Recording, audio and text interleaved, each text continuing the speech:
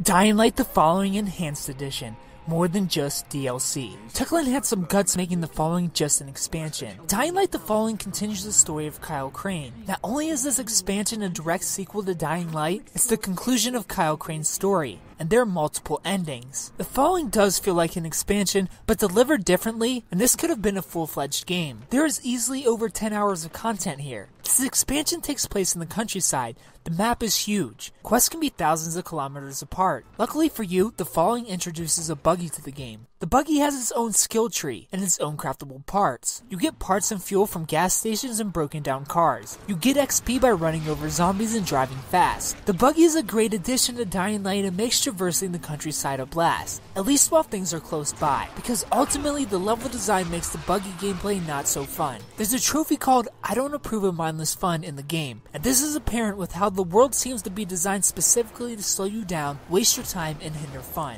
You can't go far until you make it to a bridge clogged with cars, mountains or rivers you can't drive over or through. They give you an awesome tool to have fun with and then take it away with all the roadblocks, turning this back into what Dying Light was, a chore. There's some checkpoint issues here too, giving checkpoints to watchtowers, which are filled with awesome loot, but can be hundreds of meters away from where you die, even during the main story missions, which can lead to frustration. Speaking of frustration, Techland went all the way back to 2003 and threw in some time Buggy missions, everyone's favorite. I already spoke about the design of the world, so you can only guess why I wasn't a fan of these. The actual story missions and side missions though are deep, some of the most fully fleshed in modern day gaming, pun intended. The story here is a little weird and based on some sun religion. You're investigating because they've been able to stop infected from turning into zombies, so you want this cure. But to get close to the inner circle, you have to help out the children of the sun, aka everyone that lives in the countryside. Side quests are mandatory here, but not all of them. You get to pick and choose. This is a little disappointing because some of the side quests I did are tied to characters I cared about and feel like these quests can too easily be missed by non-completionists, and that they won't really get to the meat of the story. I would have much rather seen a story with no side quests, scrapping the liberating and clearing volatile nests to just deliver a branching story, which they could have done. They have all the quests here to do that. Had they delivered it this way, the Following would have ultimately felt like a $60 game rather than just a giant map with some stuff you can check out if you want. The expansion was so close to matching the level of Dying Light for 1/3 of the price. Dying Light the Following can be fun at times, but Techland are against that sort of thing.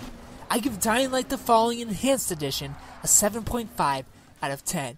If you played Dying Light the Following, tell me what you thought about it down in the comment section below. If you haven't played it, tell me if you plan on picking it up. Thumbs up. If you like the video, subscribe if you're new to the channel. And tune in Monday for first impressions where we find out what game we're playing next. Thanks for watching.